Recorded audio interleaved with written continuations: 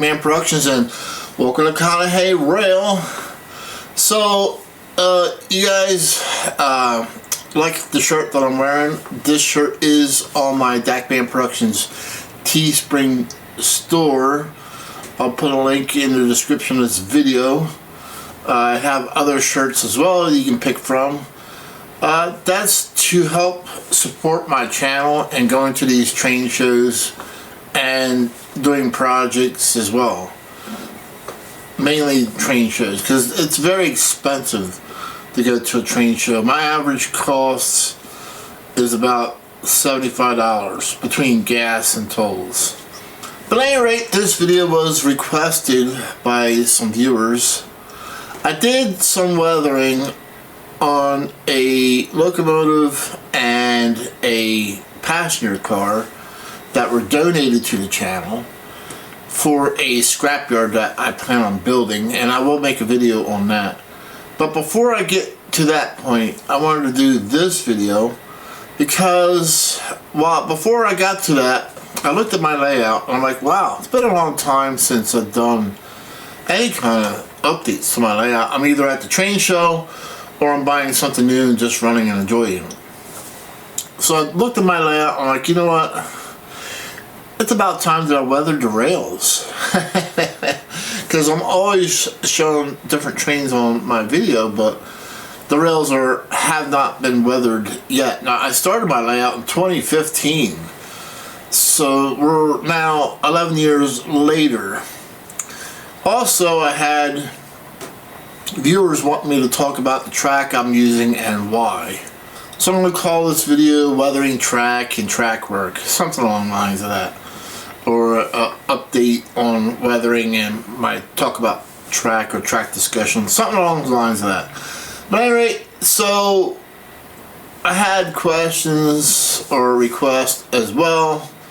Can I talk about the different types of track that are out there and why I'm using this?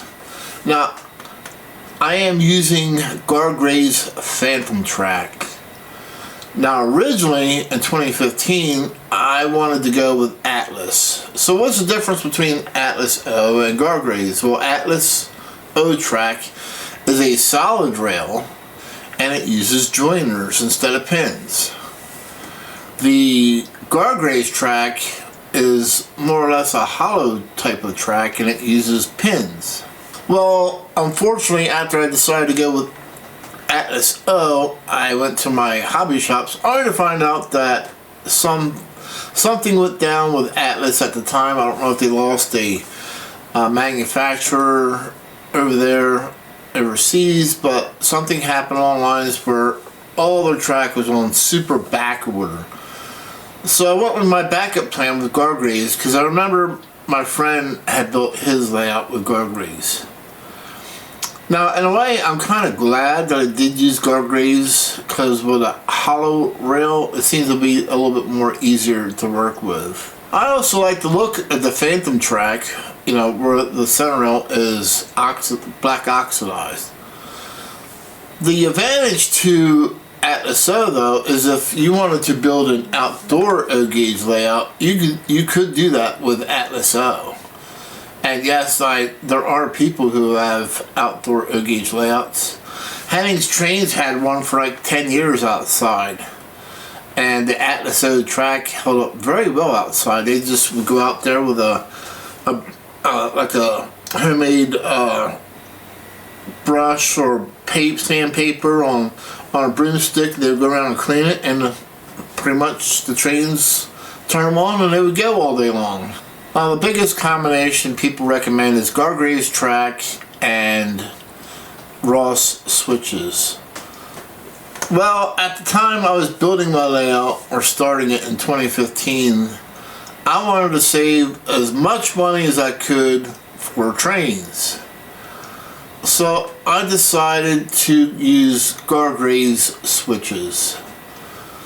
They were much cheaper than Ross.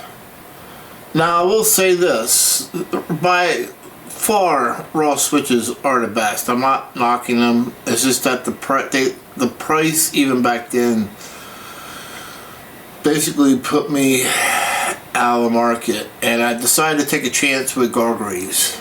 So when I first built the layout in 2015, I wasn't sure what I was doing or wanted to do, so I just made a L-shaped layout and hand-bent Gargreaves track and an 048-ish, and ran it on a 4x. It was 4 foot wide, and then it was 8 foot this way, and then the other part of it was another 6 foot. So it was an L-shaped layout. As time went on in 2016, I had more of a plan of what I wanted to do. I wanted to expand and have this huge layout.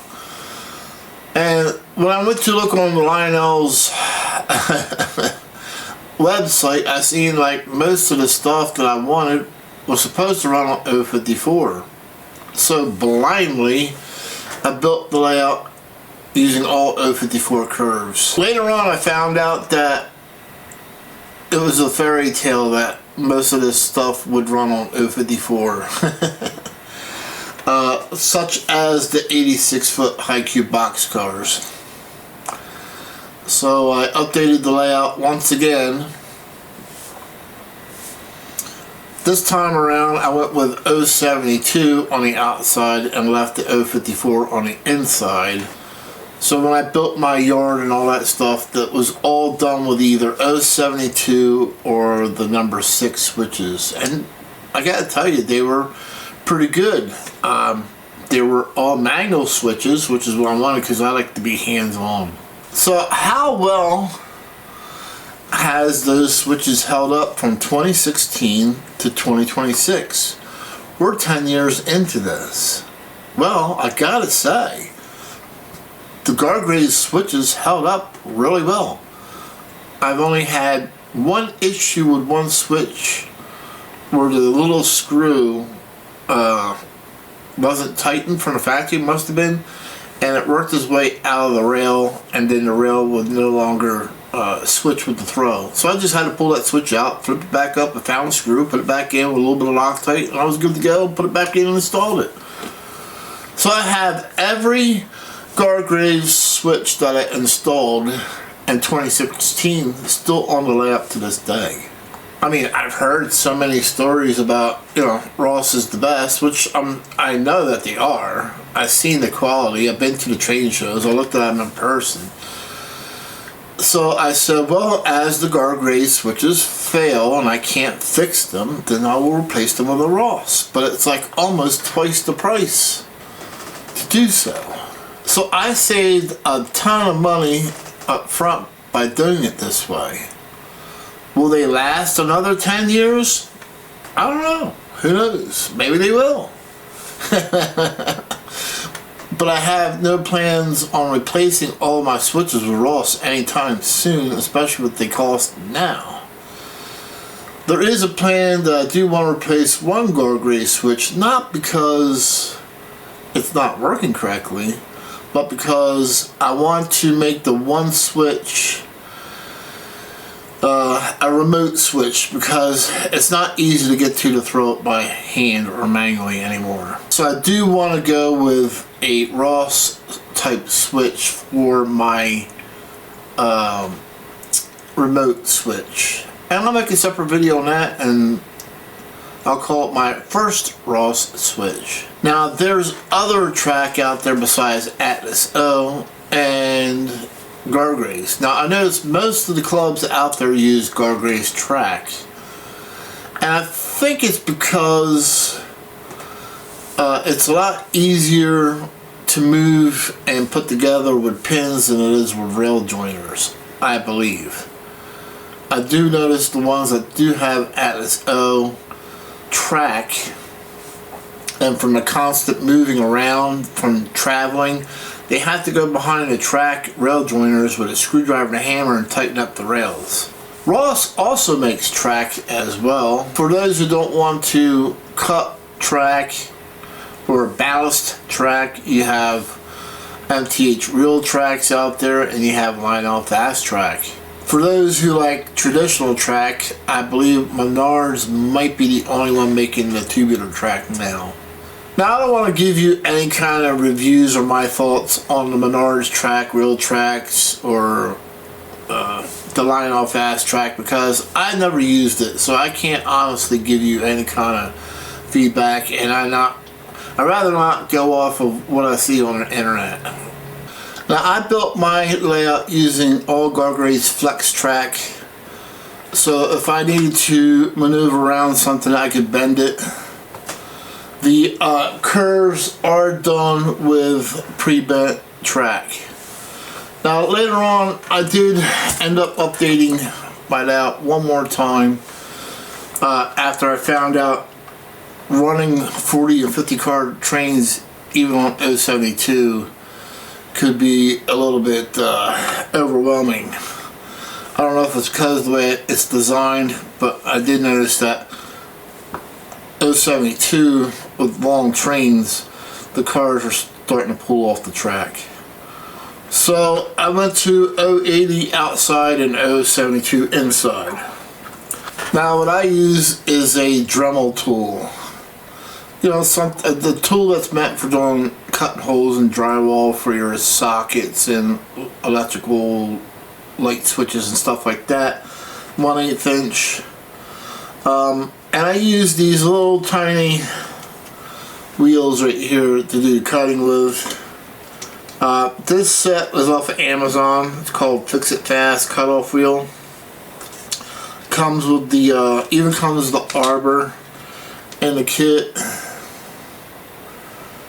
Now, you don't need to go out and spend, you know, a couple $100 on a Dremel tool. This is a Milwaukee brushless tool. I updated my old one. You can still find the brush ones for like $90. If you don't want a battery one and you don't want to spend that much money, you can find them cheaper with a cord. If you guys are looking for a good ballast out there, I suggest you use Brennan's. You can buy it at Mr. Muffins in a 5-pound bag. So as you guys seen, I did weather a locomotive and a passenger car in that one video, and I thought to myself, well, why not weather my rails?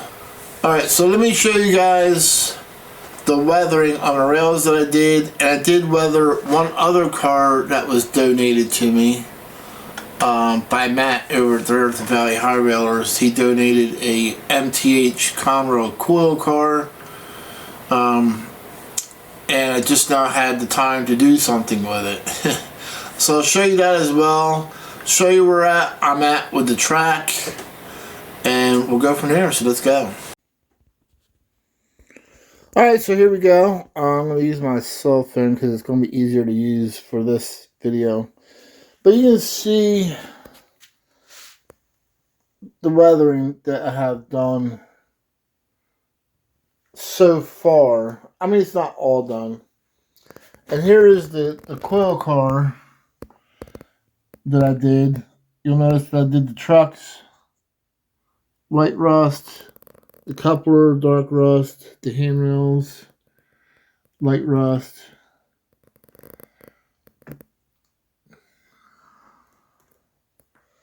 So this is the start of rusting my rails. I got quite a bit done. Still working on it. A little bit at a time. You can really see it from this angle. Pretty good.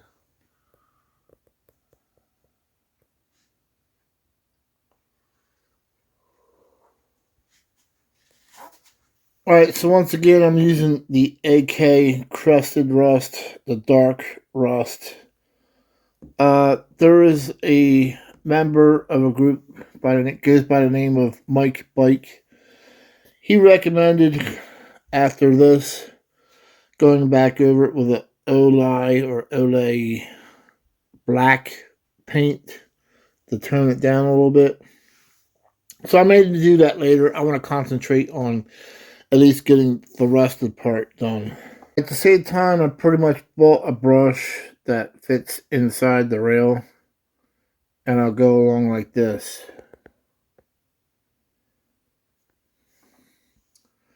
Now, if I do get any paint on top of rails, now I could mask it, yes, but I'm trying to save some time here. But you can see I got a little paint here. So Hennings sells these cleaning blocks for track. I see people asking all the time, what's the best way to clean my track, or what can I use? So these are pretty good for doing stuff like this. And you can see with minimal effort, it took the paint right off. So that's what I've been doing. I'll paint it and then I'll go behind. And then with this cleaning block, which works out pretty well. So, yeah, I'm taking a shortcut by not taping the track. But the brush seems to do pretty well with staying in the groove. And again, it's like this. See that? See how it stays in the groove? So that's how I'm doing it. Alright, so this is where the scrapyard is going to be. That's going to be for another video. But the plan is I'm going to take that building out. And then I'm going to take out that road. I'm going to put a dirt road in instead. This is just basically sandpaper that I cut out and glued down. So I'm going to unglue that or rip that off and put some realistic looking dirt down instead. So, yeah. And then you'll see that I have a lift bridge here. Well, there's actually 2 switches. So I'll probably do 2 switches. So there's a switch there and a switch behind the gas station back there. Eventually, I'm going to change those 2 switches to remote switches. So I can just literally switch them from my control stand here without having to go through this lift bridge. Here you can see a weathered switch. I played around with that. That's a Gargreaves switch. Now there's one other project for the layout that's going to go right here. I'm not going to announce that yet in this video. Special project. I'll be looking forward to doing that. My other plan for attack here is I'm going to tear off that background and that background. And I'm going to buy a nice one-piece professional one. Since I'm doing reviews in this area, I'm going to replace those 2 pieces with that.